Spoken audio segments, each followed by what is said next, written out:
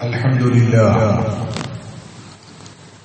لله نحمده ونستعينه ونستغفره ونستهديه ونؤمن به ونتوكل عليه ونعوذ بالله من شرور أنفسنا ومن سيئات أعمالنا من يهده الله فلا مضل له ومن يضلل فلا هادي له وأشهد أن لا إله إلا الله وحده لا شريك له وأشهد أن محمدا عبده ورسوله اللهم صل على محمد وعلى آل محمد كما صليت على إبراهيم وعلى آل إبراهيم وبارك على محمد وعلى آل محمد كما باركت على إبراهيم وعلى آل إبراهيم في العالمين إنك حميد مجيد أما بعد فإن خير الكلام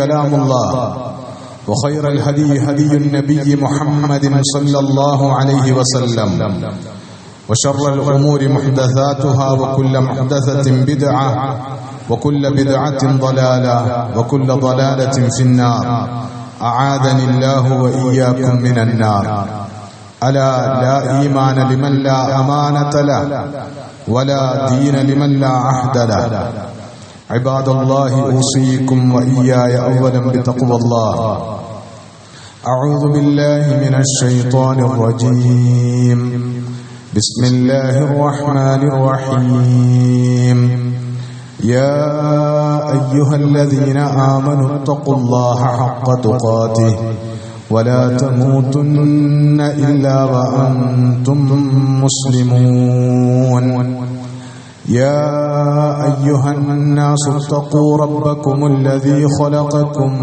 من نفس واحدة وخلق منها زوجها وبث منهما رجالا كثيرا ونساء واتقوا الله الذي تساءلون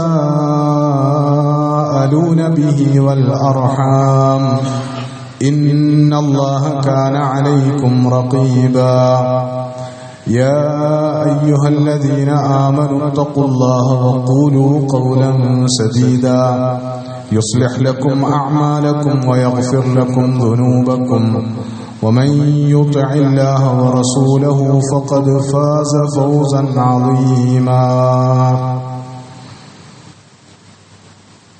ബഹുമാന്യരായ സത്യവിശ്വാസികളായ സഹോദരന്മാരെ സഹോദരിമാരെ,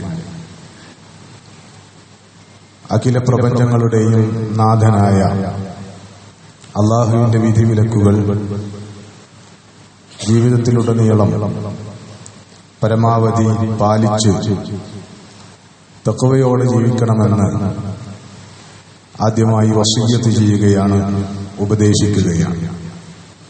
കാരുണ്യവാനായ നാഥൻ ജീവിതത്തിൽ തഖ്വ പുലർത്താനും അതുവഴി അവൻ വാഗ്ദാനം ചെയ്തിട്ടുള്ള എല്ലാ അനുഗ്രഹങ്ങളും ദുനിയാവിലെ ജീവിതത്തിൽ അനുഭവിക്കാനും ആസ്വദിക്കാനും പരലോകത്ത് സ്വർഗം പ്രതിഫലമായി ഏറ്റുവാങ്ങാനും നമ്മെയും നമ്മുടെ മാതാപിതാക്കളെയും ഭാര്യാസന്താനങ്ങളെയും ഗുരുനാഥന്മാരെയും നമുക്ക് പ്രിയപ്പെട്ട എല്ലാവരെയും പ്രത്യേകമായി തുണക്കുകയും അനുഗ്രഹിക്കുകയും ചെയ്യുമാറാകട്ടെ.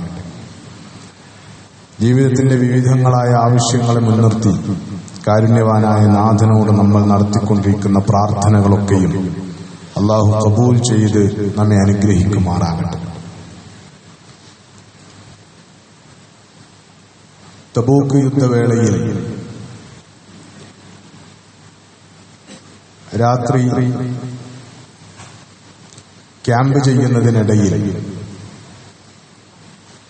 അബ്ദുല്ലാഹി ബിൻ മസ്ഊദ് റളിയല്ലാഹു അൻഹു രാത്രിയിൽ എണീറ്റ് നടന്നു. അങ്ങനെ നടക്കുന്നതിനിടയിൽ അദ്ദേഹം കുറച്ച് അകലെ മാറി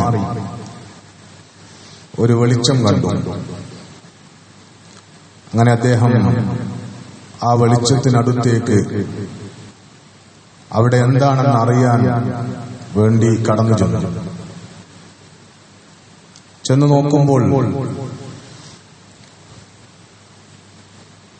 3 പേരാണ് അവിടെയുള്ളത്. ഒരാൾ ഖബർ കുഴിക്കുകയാണ്. ഖബറിൽ ഇറങ്ങി നിന്ന് ഖബർ കുഴിക്കുകയാണ്. പുറത്തു നിൽക്കുന്ന 2 പേർ ഖബറിൽ നിന്ന് മണ്ണ് മാന്തിയെടുത്ത് പുറത്തേക്കിടുകയാണ്. അബ്ദുല്ലാഹി ഇബ്നു മസ്ഊദ് റളിയല്ലാഹു അൻഹു അടുത്തു വന്ന് നോക്കുമ്പോൾ ഖബറിൽ ഇറങ്ങി നിന്ന് ഖബർ കുഴിക്കുന്നത് റസൂലുള്ളാഹി സ്വല്ലല്ലാഹു അലൈഹി വസല്ലമയാണ്. കൂടെ റസൂൽ സ്വല്ലല്ലാഹു അലൈഹി വസല്ലമയെ സഹായിക്കുന്നത് അബൂബക്കർ സിദ്ദീഖ് റളിയല്ലാഹു അൻഹുവും ഉമറുൽ ഫാറൂഖ് റളിയല്ലാഹു അൻഹുവും. ഖബർ കുഴിക്കുന്നതിനടുത്ത് ഒരു മയ്യത്ത് കഫൻ ചെയ്ത് വെച്ചിട്ടുണ്ട്. അബ്ദുല്ലാഹി ഇബ്നു മസ്ഊദ് അതാരുടേതാണെന്ന് റസൂലിനോട് ചോദിച്ചു. റസൂൽ അത് അബ്ദുള്ളയുടേതാണ്, ദുൽബിജാദൈൻ എന്ന റസൂൽ സല്ലല്ലാഹു അലൈഹി വസല്ലം ഓമന പേരിട്ട് വിളിച്ച അബ്ദുല്ലാഹി ഇബ്നു ദുൽബിജാദൈനിന്റെ മയ്യത്താണ് മറമാടാനിരിക്കുന്നത്. ഖബർ കുഴിച്ചു പൂർത്തീകരിച്ചപ്പോ റസൂൽ സല്ലല്ലാഹു അലൈഹി വസല്ലം അബൂബക്കറിനോടും ഉമറിനോടും ദല്ലിയ ഇലയ്യ അഖാകുമാ, നിങ്ങളുടെ സുഹൃത്തിനെ, സഹോദരനെ എന്നിലേക്ക്, എന്റെ കൈകളിലേക്ക് ഇറക്കിത്തരിൻ എന്ന് ഖബറിൽ നിന്നുകൊണ്ട് റസൂൽ സല്ലല്ലാഹു അലൈഹി വസല്ലം അവരോട് പറഞ്ഞു. മയ്യത്തെടുത്ത് അബൂബക്കറും ഉമറും റസൂലിന്റെ ചുമലിലേക്കും കൈകളിലേക്കുമായി മയ്യത്തിന് വെച്ചുകൊടുത്തു.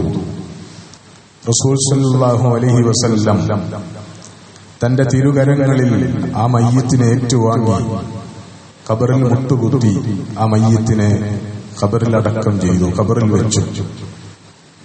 എന്നിട്ട് റസൂലുള്ളാഹി സ്വല്ലല്ലാഹു അലൈഹി വസല്ലം ആകാശത്തേക്ക് കൈകൾ ഉയർത്തി, അല്ലാഹുമ്മ ഇന്നി അംസൈതു അൻഹു റാദിയ ഫർദ അൻ, അല്ലാഹുവേ അദ്ദേഹത്തിൽ ഞാൻ തൃപ്തനായിരിക്കുന്നു, അതുകൊണ്ട് അല്ലാഹുവേ നീയും അദ്ദേഹത്തിൽ തൃപ്തിപ്പെടണമേ എന്ന് റസൂൽ സല്ലല്ലാഹു അലൈഹി വസല്ലം അബ്ദുല്ലാഹ് ദുൽബിജാദൈന് വേണ്ടിയിട്ട് പ്രാർത്ഥിച്ചു.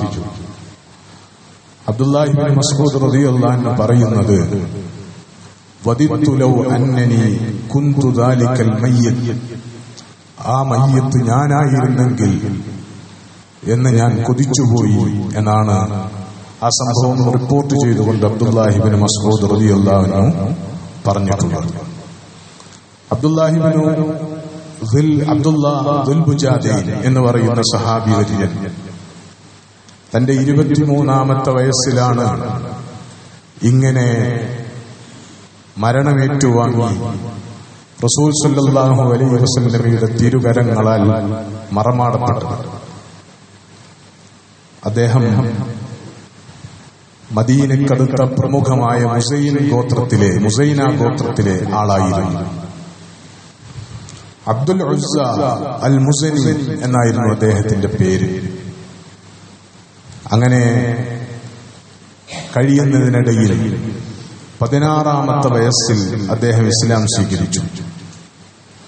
അദ്ദേഹത്തിന്റെ ഇസ്ലാം സ്വീകരണത്തെ പറ്റി പറയുന്നത്, സഹാബികളിൽ നിന്ന്, ഹിജ്റ ചെയ്തു വരുന്ന സഹാബികളിൽ നിന്ന് ആണ് അദ്ദേഹം ഇസ്ലാം കേൾക്കുകയും വിശുദ്ധ ഖുർആൻ കേട്ട് പഠിക്കുകയും ചെയ്തത് എന്നതാണ് അദ്ദേഹത്തിന്റെ ഒരു ശീലമായി പറയപ്പെട്ടിട്ടുള്ളത്. സഹാബികളായി ഹിജ്റ ചെയ്തു വരുന്ന സഹാബികളെ ആരെ കിട്ടിയാലും അദ്ദേഹം അവരുടെ കൂടെ ഇരിക്കും, എന്നിട്ട് അവരിൽ നിന്ന് ഖുർആൻ പഠിക്കും, ആ ഖുർആൻ ഓതി ശീലിക്കും. ഹിജ്റ ചെയ്തു പോരുന്ന സഹാബികളുടെ കൂടെ ദീർഘനേരം അവരോട് സംസാരിച്ചും അവരിൽ നിന്ന് ഖുർആൻ പാരായണം കേട്ടും അവരുടെ കൂടെ എങ്ങനെ സഞ്ചരിക്കും. എന്നിട്ട് കുറേ ദൂരം പിന്നിട്ടതിന് ശേഷം തിരിഞ്ഞ് വീട്ടിലേക്ക് തന്നെ തിരിഞ്ഞ് നടക്കും. അങ്ങനെ ഇസ്ലാമിനെ അറിഞ്ഞ്, ഇസ്ലാമിനെ പഠിച്ച്, വിശുദ്ധ ഖുർആനുമായി വലിയ ആത്മബന്ധം പുലർത്തി 16-ാമത്തെ വയസ്സിൽ ഇസ്ലാം സ്വീകരിച്ചതാണ് അബ്ദുൽ ഉസ്സ എന്ന പേരുണ്ടായിരുന്ന അബ്ദുല്ലാ ദുൽ ബുജാദെ. പക്ഷേ 3 വർഷക്കാലം അദ്ദേഹം തന്റെ ഇസ്ലാം സ്വീകരണം മറച്ചുവെച്ചു. അത് റസൂലിലേക്ക് ഹിജറ ചെയ്തു പോകുന്നതിന് മുമ്പ് തന്റെ പിതൃവ്യൻ കൂടി ഇസ്ലാം സ്വീകരിക്കണം എന്ന കൊതി കൊണ്ടായിരുന്നു. അബ്ദുള്ളയുടെ ചരിത്രം യഥാർത്ഥത്തിൽ ചെറിയ പ്രായത്തിൽ തന്നെ അനാഥനായി പോയ ജീവിതമാണ് അദ്ദേഹത്തിൻ്റെത്. ചെറിയ പ്രായത്തിൽ പിതാവ് മരണപ്പെട്ടപ്പോൾ അനന്തര സ്വത്തുക്കളൊന്നും ബാക്കിയാക്കിയില്ല. ദരിദ്രനായ ആ പിതാവിന് സ്വന്തം മകന് വേണ്ടി ഒന്നും ബാക്കി വെക്കാൻ കഴിഞ്ഞില്ല. അതുകൊണ്ട് ഒരേ സമയം അനാഥനായും ഫക്കീറായും ദരിദ്രനായുമായിട്ടാണ് പിതാവിന്റെ മരണത്തോടുകൂടി അബ്ദുള്ളയായത്. പക്ഷേ ഭാഗ്യവശാൽ പിതാവിന്റെ പിതൃ സഹോദരൻ വലിയ സമ്പന്നനായിരുന്നു. അദ്ദേഹം അബ്ദുള്ളയെ ചേർത്ത് പിടിച്ചു. അദ്ദേഹം അബ്ദുള്ളയെ പോറ്റി വളർത്തി. അവന് ധാരാളം സമ്പാദിക്കാനുള്ള മാർഗങ്ങൾ അയാൾ ഉണ്ടാക്കി കൊടുത്തു. അങ്ങനെ തന്നെ പോറ്റി വളർത്തിയ, തന്നെ അനാഥത്വത്തിൽ നിന്ന് സംരക്ഷിച്ച, തന്നെ ദാരിദ്ര്യത്തിൽ നിന്ന് സമ്പന്നനാക്കി മാറ്റിയ പിതൃ സഹോദരനോടുള്ള പിതാവിനൊത്ത പിതൃ സഹോദരനോടുള്ള കടപ്പാടിനെ ഓർത്ത് ഇസ്ലാം സ്വീകരണം മറച്ചുവെച്ച് തന്റെ പിതൃ സഹോദരനെ കൂടി ഇസ്ലാമിന്റെ വഴിയിലേക്ക് നടത്തി അദ്ദേഹത്തോടൊന്നിച്ച് റസൂലിന്റെ ചാരത്തേക്ക് ഹിജറ ചെയ്തെത്തണമെന്നതായിരുന്നു അബ്ദുള്ള കൊതിച്ചത്. പക്ഷേ അദ്ദേഹം ഇസ്ലാം സ്വീകരിക്കുന്ന ലക്ഷണങ്ങളൊന്നും പ്രകടമായില്ല. ഒടുവിൽ അബ്ദുള്ള റസൂലിലേക്ക് മദീനയിലേക്ക് ഹിജറ ചെയ്യാൻ വേണ്ടി തീരുമാനിച്ചു. പോകുന്നതിന് മുമ്പ് പിതൃ സഹോദരനോട്, മൂത്താപ്പയോട് പോയിട്ട് കാര്യങ്ങളൊക്കെ പറഞ്ഞു. ഞാൻ ഇസ്ലാം സ്വീകരിച്ചിട്ടുണ്ട്. ഇത്രയും കാലം ഞാൻ നിങ്ങളെ ഭയന്ന് ഒളിച്ചും മറഞ്ഞുമാണ് ആരാധനകൾ നിർവഹിച്ചിരുന്നത്. ഞാൻ ഹിജറ ചെയ്യാൻ തീരുമാനിച്ചിരിക്കുന്നു. നിങ്ങളും ഇസ്ലാം സ്വീകരിച്ച് എന്റെ കൂടെ പുറപ്പെടണമെന്നാണ് ഞാൻ ആവശ്യപ്പെടുന്നത്. പക്ഷേ പിതൃ സഹോദരൻ അത് സ്വീകാര്യമായില്ല എന്ന് മാത്രമല്ല, വഴിപിഴച്ചവൻ എന്നുള്ള നിലക്ക്, പരമ്പരാഗതമായ മതത്തെ തള്ളിക്കളഞ്ഞവൻ എന്നുള്ള നിലക്ക് വളരെ രൂക്ഷമായിട്ടാണ് അദ്ദേഹത്തിന്റെ പ്രതികരണം ഉണ്ടായത്. നീ അങ്ങനെ ഇവിടം കൊണ്ട് ഹിജറ പോവുകയാണെങ്കിൽ നിന്റെ സമ്പത്തിൽ നിന്നൊന്നും കൂടെ കൊണ്ടുപോകുവാൻ ഞാൻ സമ്മതിക്കുകയില്ല. അതൊക്കെ ഞാനായിട്ട് നിനക്ക് നൽകിയതാണ്. അതുകൊണ്ട് അതൊന്നും കൊണ്ടുപോകാൻ കഴിയില്ല. നിന്റെ ഉടുതുണി വരെ ഞാൻ നിന്നിൽ നിന്ന് പിടിച്ചു വാങ്ങും എന്ന് ഭീഷണിപ്പെടുത്തി. പക്ഷെ അദ്ദേഹം ആ ഭീഷണിക്ക് വഴങ്ങിയില്ല. ഹിജറ പുറപ്പെടാൻ തീരുമാനിച്ചു. എന്നിട്ട് യഥാർത്ഥത്തിൽ ഉടുതുണി പോലും പിടിച്ചു പറിക്കപ്പെട്ട അവസ്ഥയിൽ ഉമ്മയുടെ അടുത്തേക്ക് ഓടി വന്ന് ഉമ്മ കൊടുത്ത ഒരു പരുക്കൻ തുണിയും അണിഞ്ഞാണ്, അതും ഉടുത്തുകൊണ്ടാണ് അബ്ദുള്ള റസൂൽ സല്ലല്ലാഹു അലൈഹി വസല്ലമയിലേക്ക് മദീനയിലേക്ക് ഹിജറ പുറപ്പെട്ടത്. വഴിയിലെത്തി മദീനയോട് അടുക്കാറായപ്പോൾ റസൂലിനെ കണ്ടുമുട്ടാനുള്ള സമയമായിരിക്കുന്നു എന്ന ബോധമുണ്ടായപ്പോൾ അബ്ദുള്ള ഉടുത്തിരുന്ന ആകെയുണ്ടായിരുന്ന ഒരു പരുക്കൻ തുണി രണ്ടായി മുറിച്ചിട്ട് ഒരു ഭാഗം തുണിയായി ഉടുക്കുകയും രണ്ടാമത്തെ ഭാഗം ഒരു ഷാളായി ശരീരത്തിന്റെ മുകൾ ഭാഗത്ത് പുതക്കുകയും ചെയ്തു. അങ്ങനെ ആ വേഷത്തിലാണ് നെടുകെ പിളർത്തിയ ഒരു പരുക്കൻ വസ്ത്രത്തിന്റെ 2 തുണികൾ, ഒന്ന് തുണിയാടൊഴിയെടുത്തും ഒന്ന് ഷാളായി പുതച്ചുമാണ് അബ്ദുൽ ഉസ്സ എന്ന പേരുള്ള ആ ചെറിയ പയ്യൻ റസൂൽ സല്ലല്ലാഹു അലൈഹി വസല്ലമയുടെ മുമ്പിലേക്ക് കടന്നു വരുന്നത്. റസൂലിന്റെ മുമ്പിൽ വന്നു നിന്ന് അദ്ദേഹത്തോട് റസൂലുള്ളാഹി സ്വല്ലല്ലാഹു അലൈഹി വസല്ലം മൻ അൻത, നീ ആരാണ് എന്ന് ചോദിച്ചു. അപ്പൊ അദ്ദേഹം അന അബ്ദുൽ ഉസ്സ, ഞാൻ അബ്ദുൽ ഉസ്സയാണ്, എന്റെ പേരതാണ് എന്ന് പരിചയപ്പെടുത്തി. അപ്പൊ റസൂൽ സല്ലല്ലാഹു അലൈഹി വസല്ലം അദ്ദേഹത്തോട് ബൽ അൻത അബ്ദുല്ലാഹ്, അല്ല നീ അബ്ദുള്ളയാണ്, ഇനി മുതൽ നീ അബ്ദുൽ ഉസ്സയല്ല, നീ അബ്ദുള്ളയാണ് എന്ന് റസൂൽ അദ്ദേഹത്തിന് പേര് വിളിച്ചു. എന്നിട്ട് റസൂൽ സല്ലല്ലാഹു അലൈഹി വസല്ലം നീ എന്താണ് ഇക്കോലത്തിൽ വന്നിരിക്കുന്നത് എന്ന് ചോദിച്ചു. അപ്പൊ അദ്ദേഹത്തിന്റെ കഥ വിവരിച്ചു റസൂലിനോട്. ഇങ്ങനെയൊക്കെ സംഭവിച്ചു. അവസാനം ഉമ്മ തന്ന കിട്ടിയ ഒരു പരുക്കൻ തുണിയുമായിട്ടാണ് റസൂലെ ഞാൻ താങ്കളുടെ മുമ്പിൽ വന്നു നിൽക്കുന്നത്. അതുകൊണ്ടാണ് ഇങ്ങനെയൊക്കെ എന്ന് പറഞ്ഞു. റസൂൽ ആ സാഹചര്യത്തെ വിലമതിച്ചു, അദ്ദേഹത്തിന്റെ ത്യാഗത്തെ റസൂൽ വിലമതിച്ചു. എന്നിട്ട് റസൂൽ അദ്ദേഹത്തെ ദുൽബുജാദൈൻ, 2 തുണിക്കഷ്ണങ്ങളുടെ ഉടമ എന്ന് ഓമന പേരിട്ട് വിളിച്ചു. ചില റിവായത്തുകളിൽ റസൂൽ അദ്ദേഹത്തോട് പറഞ്ഞു, നിന്റെ ഈ 2 പരുക്കൻ വസ്ത്രങ്ങൾക്ക് പകരമായി സ്വർഗത്തിൽ ആസ്വദിച്ച് ജീവിക്കാൻ കഴിയും വിധം സ്വർഗത്തിൽ നിന്നുള്ള 2 പുടവകൾ അള്ളാഹു നിനക്ക് സമ്മാനമായി ഒരുക്കി വെച്ചിരിക്കുന്നു എന്ന് റസൂൽ സല്ലല്ലാഹു അലൈഹി വസല്ലം അദ്ദേഹത്തെ സന്തോഷ വാർത്ത അറിയിച്ചു. അവിടെ നിന്നോട്ടുള്ള റസൂലിനോടൊപ്പമുള്ള ജീവിതത്തിൽ റസൂലിന്റെ കൺകുളിർപ്പിക്കുമാറ്, റസൂലിന്റെ മനം നിറക്കുമാറുള്ള ഒരു ജീവിതം അദ്ദേഹം നയിച്ചു. സുഹൃദിന്റെ, ദുനിയാവിനോടുള്ള വിരക്തിയുടെ, അള്ളാഹുവിന്റെ മാർഗത്തിലുള്ള നിരന്തരമായ സമര പോരാട്ടങ്ങളുടെ, അതിലുപരി വിശുദ്ധ ഖുർആനുമായിട്ടുള്ള അഗാധമായ ആത്മബന്ധത്തിന്റെ നിറവിൽ റസൂൽ സല്ലല്ലാഹു അലൈഹി വസല്ലമയുടെ മനം കുളിർപ്പിച്ച, റസൂലിന്റെ മനം കവർന്ന ഒരു ജീവിതത്തിന് ശേഷമാണ് 23-ാം വയസ്സിൽ റസൂലിന്റെ തിരുകരങ്ങളാൽ ഖബറിലേക്ക് വെക്കപ്പെട്ട സ്വഹാബിമാരുടെ എണ്ണം വളരെ പരിമിതമാണ്. ചരിത്രകാരന്മാർ പറയുന്നത് പരമാവധി പോയാൽ 5 പേർക്കാണ് അങ്ങനെ ഭാഗ്യമുണ്ടായിട്ടുള്ളത് എന്നതാണ്. റസൂലിന്റെ മനം കുളിർപ്പിച്ച ആ ചെറുപ്പക്കാരനെ റസൂൽ സല്ലല്ലാഹു അലൈഹി വസല്ലം വിശേഷിപ്പിച്ചതായി ചില റിവായത്തുകളിൽ വന്നിട്ടുള്ളത്. ഉഖബത്ത് ഇബ്നു ആമിർ റളിയല്ലാഹു അൻഹു റിപ്പോർട്ട് ചെയ്തതനുസരിച്ച് റസൂൽ അദ്ദേഹത്തെ അവ്വാഹ് എന്നാണ് വിശേഷിപ്പിച്ചിരുന്നത് എന്നതാണ്. ആ പദം കൊണ്ട് ഉദ്ദേശിക്കുന്നത്, ആ പേര് കൊണ്ട് ഉദ്ദേശിക്കുന്നത് ധാരാളമായി ദിക്റുകൾ ചെയ്യുന്നവൻ, ധാരാളമായി പ്രാർത്ഥനകൾ നിർവഹിക്കുന്നവൻ, അള്ളാഹുവിലേക്ക് ധാരാളമായി പ്രാർത്ഥിച്ചും ദിക്റിലേർപ്പെട്ടും മടങ്ങുന്നവൻ എന്ന അർത്ഥത്തിലാണത്. അങ്ങനെ വളരെ സുന്ദരമായ ഒരു ആത്മീയ ജീവിതത്തിലൂടെ റസൂലിന്റെ മനം കുളിർപ്പിച്ച അബ്ദുല്ലാ ദുൽബുജാലിയെ ഖബറിലേക്ക് വെച്ചുകൊണ്ടാണ് റസൂൽ സല്ലല്ലാഹു അലൈഹി വസല്ലം അല്ലാഹുമ്മ ഇന്നി അംസൈതു അൻഹു റാദിയ ഫർദ അൻഹു, അല്ലാഹുവേ അബ്ദുല്ലയിൽ ദുൽബുജാലിയിൽ ഞാൻ തൃപ്തനാണ്, അതുകൊണ്ട് നീയും അവന് തൃപ്തി നൽകണമേ, പൊരുത്തം നൽകണമേ എന്ന് റസൂൽ സല്ലല്ലാഹു അലൈഹി വസല്ലം പ്രാർത്ഥിച്ചുവെന്നാണ് നമുക്ക് കാണാൻ പറ്റുന്നത്. അബ്ദുല്ലയുടെ ദുൽബുജാദിനിയുടെ ജീവിതം പരിശോധിച്ചാൽ അതിൽ നിന്ന് കിട്ടുന്ന പാഠങ്ങൾ ഏറ്റവും പ്രധാനപ്പെട്ടത്, നിങ്ങൾക്ക് ജീവിതത്തിൽ നിങ്ങൾ അനാഥനാക്കപ്പെടുന്ന സന്ദർഭങ്ങളിലൂടെ നിങ്ങൾക്ക് കടന്നു പോകേണ്ടി വരും. ജീവിതത്തിൽ ദാരിദ്ര്യത്തിന്റെ കയ്പുനീര് അനുഭവിക്കേണ്ടുന്ന സന്ദർഭങ്ങളിലൂടെ നിങ്ങൾക്ക് കടന്നു പോകേണ്ടി വരും.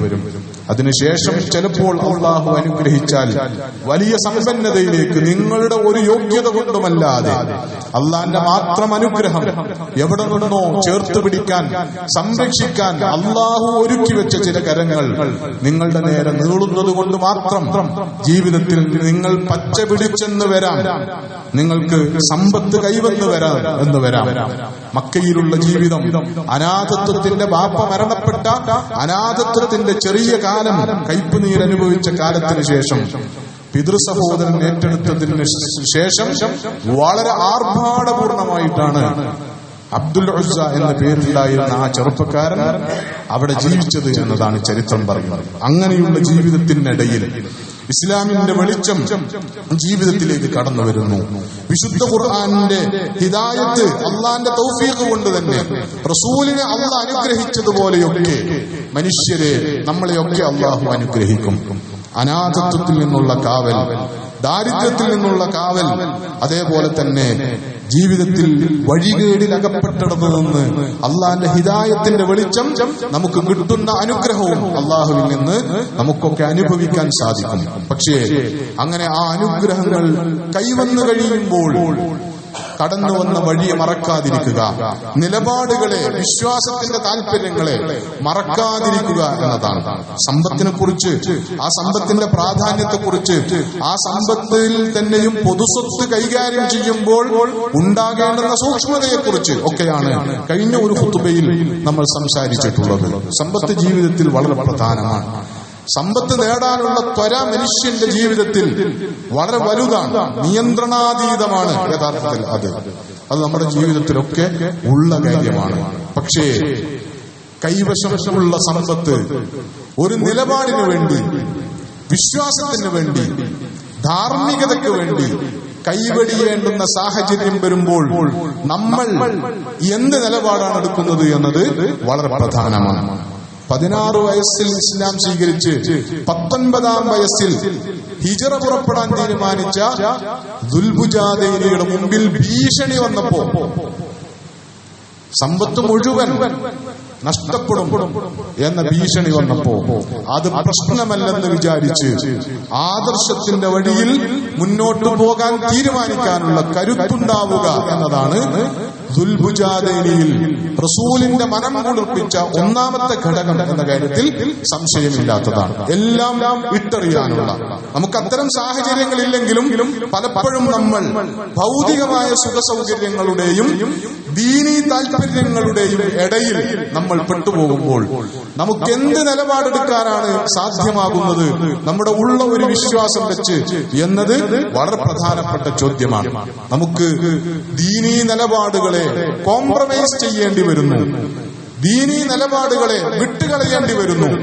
നമുക്കിപ്പോൾ പ്രധാനം നമ്മുടെ സൗകര്യങ്ങൾ, നമ്മുടെ സ്വാധീനം, നമുക്ക് കിട്ടാൻ പോകുന്ന സ്ഥാനങ്ങൾ, പദവികൾ, നമുക്ക് മുമ്പിൽ തുറന്നു വെക്കപ്പെട്ടിട്ടുള്ള സാമ്പത്തികമായ നേട്ടത്തിന്റെ സാധ്യതകൾ, ഇതൊക്കെയാണ് പ്രധാനം. ദീനൊക്കെ അവിടെ, ദീനിന്റെ അധ്യാപനങ്ങളൊക്കെ അവിടെ നിൽക്കട്ടെ എന്നാണ് നമ്മൾ തീരുമാനിക്കുന്നതെങ്കിൽ അത് പരാജിതന്റെ ജീവിതമാണ് എന്ന കാര്യം ഉറപ്പുള്ളതാണ്. സമ്പത്ത് ജീവിതത്തിൽ ഉണ്ടാകുന്നതും സമ്പാദിക്കുന്നതും ആ സമ്പത്ത് ജീവിതത്തിൽ ഉപയോഗിക്കുന്നതും അത് അനുഭവിച്ച് ജീവിക്കുന്നതിനും ഒന്നും ദീനിൽ വിലക്കുള്ള കാര്യമല്ല. പക്ഷേ ഏതെങ്കിലും ഒരു ഘട്ടത്തിൽ അല്ലെങ്കിൽ ജീവിതത്തിന്റെ ചില ഘട്ടങ്ങളിൽ നമ്മൾ ദീനിനു വേണ്ടി, ദീനിലെ ഹലാല് ഹറാമുകൾക്ക് വേണ്ടി, ദീനിലെ അധ്യാപനങ്ങൾക്ക് വേണ്ടി, ധാർമ്മിക മൂല്യങ്ങൾക്ക് വേണ്ടി സാമ്പത്തികമായി ചില ത്യാഗങ്ങൾ അനുഷ്ഠിക്കേണ്ടി വരും എന്ന് വന്നാൽ നമ്മൾ എന്തിനാണ് പ്രിഫറൻസ് കൊടുക്കുക, നമ്മൾ എന്തിനാണ് മുൻഗണന കൊടുക്കുക എന്നത് വളരെ പ്രധാനപ്പെട്ട ചോദ്യമാണ്. അവിടെ നിലപാടുകൾക്കാണ് പ്രാധാന്യം, നമ്മൾ മുറുകെ പിടിക്കേണ്ടുന്ന മൂല്യങ്ങൾക്കാണ് പ്രധാനം, ദീനിന്റെ അധ്യാപനങ്ങൾക്കാണ് പ്രാധാന്യമുള്ളത്. അതിനെ മുറുകെ പിടിക്കുകയാണ്. അതിനെ മുറുകെ പിടിച്ച് എന്ത് ത്യാഗങ്ങൾ നമ്മൾ സഹിക്കേണ്ടി വന്നാലും ആ ത്യജിച്ചതിനൊക്കെയും പകരമായി ഉറപ്പായും പരലോകത്ത്, മിക്കവാറും ഇഹലോകത്ത് തന്നെ ജീവിതത്തിലേക്ക് അള്ളാഹുവിന്റെ വലിയ അനുഗ്രഹങ്ങൾ വർഷിച്ചു കിട്ടുമെന്ന്, വലിയ ബർക്കത്തുകൾ വർഷിച്ചു കിട്ടുമെന്ന്, സമ്പത്തിനേക്കാളും വലുതായി പലതും നമുക്ക് ദുനിയാവിലും ആഖിറത്തിലുമായി നേടിയെടുക്കാനുണ്ട് എന്ന വിചാരം, എന്ന ബോധ്യം, വിശ്വാസം നമുക്കില്ലെങ്കിൽ നമ്മൾ ജീവിതത്തിൽ പരാജയപ്പെട്ടു പോകും. അബ്ദുല്ലാഹിബ്നു ദുൽബുജാദൈനിയുടെ ചരിത്രം കേൾക്കുമ്പോൾ നമ്മെ ത്രസിപ്പിക്കുന്നത് അബ്ദുല്ലാഹിബ്നു മസ്ഊദ് റളിയല്ലാഹു അൻഹുവിനെ ത്രസിപ്പിച്ച അതേ കാര്യം തന്നെയാണ്. ആ സ്ഥാനത്ത് ആ മയ്യിത്തിൻ്റെതായിരുന്നുവെങ്കിൽ എന്നാഗ്രഹിക്കാൻ മാത്രം ആവേശഭരിതമായ ഒരു അനുഭവമാണ്, ഒരു പദവിയും സ്ഥാനവുമാണ് അബ്ദുല്ലാ ദുൽബുജാദൈനിക്ക് കിട്ടിയിട്ടുള്ളത്. ആരും കൊതിച്ചു പോകുന്ന ഒരു പദവി റസൂൽ തിരുകരങ്ങൾ കൊണ്ട് ഏറ്റുവാങ്ങി, റസൂൽ നിലത്ത് മുട്ടുകുത്തിയിരുന്ന് മണ്ണിലേക്ക് അവസാനമായി വെച്ച് മറമാടി റസൂലിന്റെ അള്ളാഹുവിലേക്ക് കൈകൾ ഉയർത്തിയുള്ള സാക്ഷ്യത്തിന് അർഹമായി തീരുക. ദുനിയാവിൽ തന്നെ ആവേശമുണ്ടാകുന്ന, നമ്മെ ത്രസിപ്പിക്കുന്ന ഒരനുഭവമാണത്. പരലോകത്തുറപ്പായും അതിന്റെ നന്മകൾ അളവറ്റ അളവിൽ അദ്ദേഹം അനുഭവിക്കുക തന്നെ ചെയ്യുമെന്ന കാര്യത്തിൽ നമുക്ക് സംശയവുമില്ല. അപ്പോ ജീവിതത്തിൽ എന്തിനാണ് നമ്മൾ പ്രാധാന്യം കൊടുക്കുന്നത്? പ്രാധാന്യം കൊടുക്കുന്ന കാര്യങ്ങൾക്ക് തന്നെ അതിനേക്കാൾ പ്രധാനപ്പെട്ട ദീനീ താല്പര്യങ്ങൾ കടന്നു വരുമ്പോൾ ഏതിനെയാണ് നമ്മൾ അവഗണിക്കുന്നത്, ഏതിനെയാണ് നമ്മൾ സ്വീകരിക്കാൻ തീരുമാനിക്കുന്നത് എന്നത് ജീവിതത്തിൽ വളരെ പ്രധാനമാണ്. ആ നിലപാടിനാണ്, ആ ത്യാഗത്തിനാണ് ദീനിൽ പദവികളുള്ളത്, ദീനിൽ സ്ഥാനമുള്ളത്.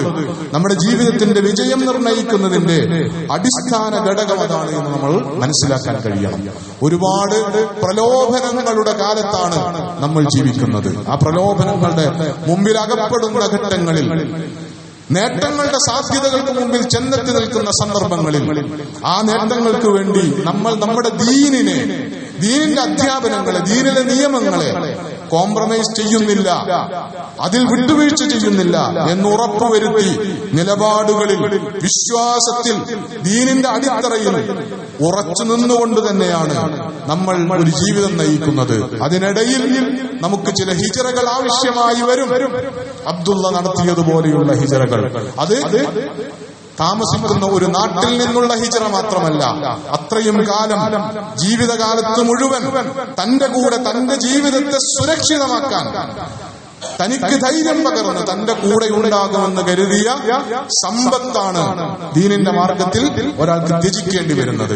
സാമ്പത്തികമായ സാധ്യതകളാണ് ത്യജിക്കേണ്ടി വരുന്നത്. അങ്ങനെ വരുമ്പോൾ അത് ത്യജിക്കാൻ കഴിയണം. അതല്ല ഇതിപ്പോഴേ കിട്ടുകയുള്ളൂ, ഇതില്ലെങ്കിൽ പിന്നെ ജീവിതമില്ല എന്ന അന്ധമായ ധനപ്രേമം, ഭൗതിക പൂജ, അത് നമ്മെ ബാധിക്കുന്നത് ശ്രദ്ധിക്കേണ്ടുന്ന ഒരു കാലത്താണ് നമ്മൾ ജീവിക്കുന്നത്. സഹാബികളുടെ ജീവിതം, റസൂലിന്റെ ജീവിതാനുഭവങ്ങൾ, റസൂലിന്റെ സീറ, ഇതൊക്കെ നമ്മുടെ ജീവിതത്തിലേക്ക് ഈ പ്രധാനപ്പെട്ട അധ്യാപനങ്ങൾ കൈമാറുന്നുണ്ട് എന്ന് മനസ്സിലാക്കുക. നമ്മൾ ജീവിക്കുന്ന ഒരു കാലത്ത് സാമ്പത്തികമായ ധാരാളം അന്യായങ്ങൾ, ധാരാളം ഹറാമുകൾ നമുക്ക് ചെയ്യാൻ അവസരങ്ങളുള്ള, ഒരാളും അറിയാതെ ചെയ്യാൻ അവസരമുള്ള ഒരു സാഹചര്യത്തിലൂടെയാണ് നമ്മൾ ജീവിച്ചുകൊണ്ടിരിക്കുന്നത്. അവിടെയൊന്നും നമ്മൾ താൽക്കാലികമായ നേട്ടങ്ങൾക്ക് വേണ്ടി ബലി കൊടുക്കുന്നത് നമ്മുടെ ദീനിനെയല്ല എന്ന് ഉറപ്പുവരുത്താൻ നമുക്ക് ബാധ്യതയുണ്ട്.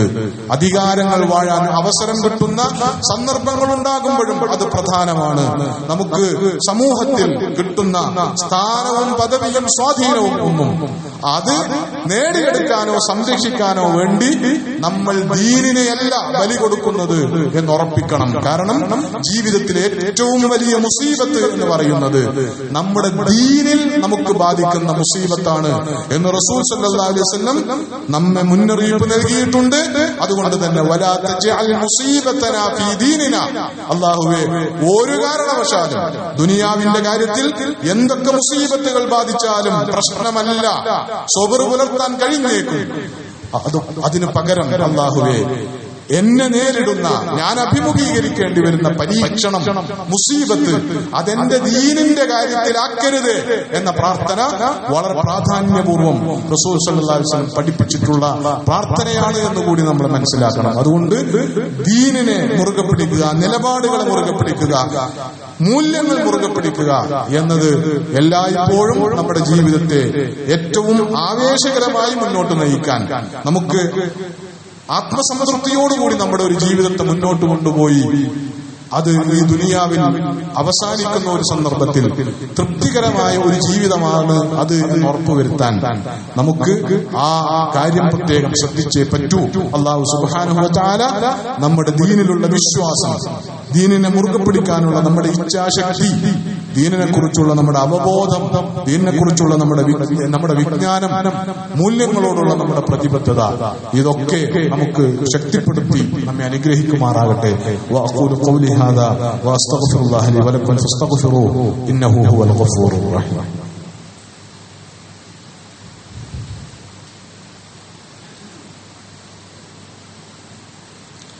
الحمد لله رب العالمين والعاقبة للمتقين ولا عدوان إلا على الظالمين. اللهم صل وسلم وبارك على محمد وعلى آله وأصحابه أجمعين. عباد الله أوصيكم وإياي ثانيا بتقوى الله. يا أيها الذين آمنوا اتقوا الله ولتنظر نفس ما قدمت لغد واتقوا الله إن الله خبير بما تعملون. اللهم اغفر للمؤمنين والمؤمنات والمسلمين والمسلمات الأحياء منهم والأموات إنك مجيب الدعوات يا قاضي الحاجات. طيب ثراهم واجعل الجنة مأوانا ومأواهم. اللهم أجرنا من النار، اللهم أجرنا ووالدينا من النار. ربنا ظلمنا أنفسنا وإن لم تغفر لنا وترحمنا لنكونن من الخاسرين. ربنا اغفر لنا ولإخواننا الذين سبقونا بالإيمان ولا تجعل في قلوبنا غلا للذين آمنوا ربنا إنك رؤوف رحيم.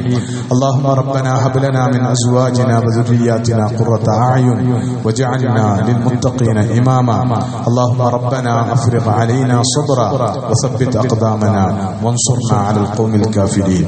اللهم انصرنا على القوم الظالمين. اللهم انصرنا على الحكام الظالمين. اللهم خذ الظالمين أخذ عزيز مقتدر فإنهم لا يعجزون.